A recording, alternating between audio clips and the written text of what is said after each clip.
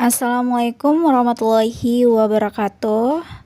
Perkenalkan, nama saya Ria Masari Saragi Sidauruk, NPM 2005-1025, Program Studi Pendidikan Matematika dari Universitas Asahan. Baik, di sini saya akan menjelaskan materi saya yang berjudul Konsep Filsafat Pendidikan berdasarkan para tokoh pendidikan Indonesia berdasarkan para ahli. Tahukah kalian tujuan utama yang ingin dicapai Ki Hajar Dewantara dari pendidikan itu adalah terbentuknya generasi bangsa Indonesia yang mandiri, penuh daya kreasi dan berbudi pekerti mulia. Tetapi beliau sadar jika pendidikan yang mengedepankan budi pekerti tidak hanya menjadi tanggung jawab sekolah saja, tapi juga menjadi tanggung jawab masyarakat dan keluarga. Hal itu kemudian membuatnya memiliki gagasan untuk membuat konsep pendidikan yang melibatkan ketiga lingkungan itu. Di sini ada konsep pendidikan yang dilaksanakan Ki Hajar Dewantara. Itu diberi nama Tripusat Pendidikan.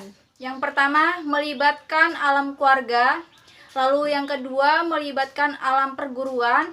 Lalu yang ketiga, melibatkan alam masyarakat, untuk membentuk manusia-manusia yang unggul, berbudi pekerti, dan cerdas. Prinsip-prinsip dasar proses pembelajaran menurut Ki Hajar Dewantara bahwa dalam proses pembelajaran seorang pendidik hendaknya bisa ingarsa sung tulada, yaitu di depan memberi teladan. Lalu yang kedua, ing madia mangun karsa, yaitu di tengah menciptakan peluang untuk berprakarsa. Lalu yang ketiga, tutuhuri handayani, atau di belakang memberi dorongan. Di depan seorang pendidik harus bisa menjadi teladan. Di tengah murid, pendidik harus bisa memberikan ide. Di belakang seorang pendidik harus bisa memberikan dorongan. Konsep pembelajaran Ki Hajar Dewantara. 1.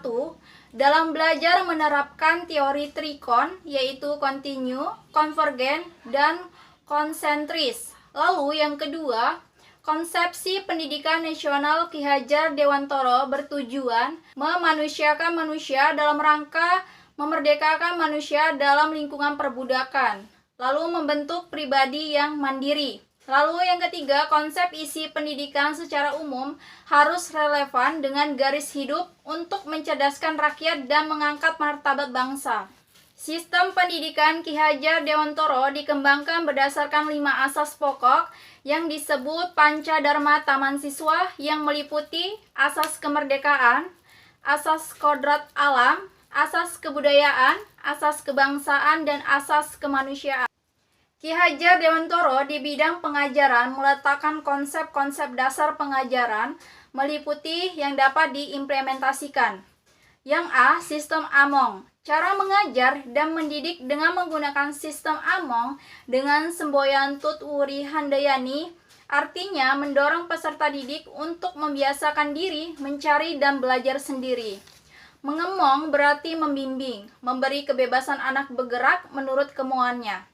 Guru atau pamong mengikuti dari belakang dan memberi pengaruh, bertugas mengamat-amati dengan segala perhatian. Pertolongan diberikan apabila dipandang perlu. Lalu yang B, 3N atau niteni, niroke, dan nambahi.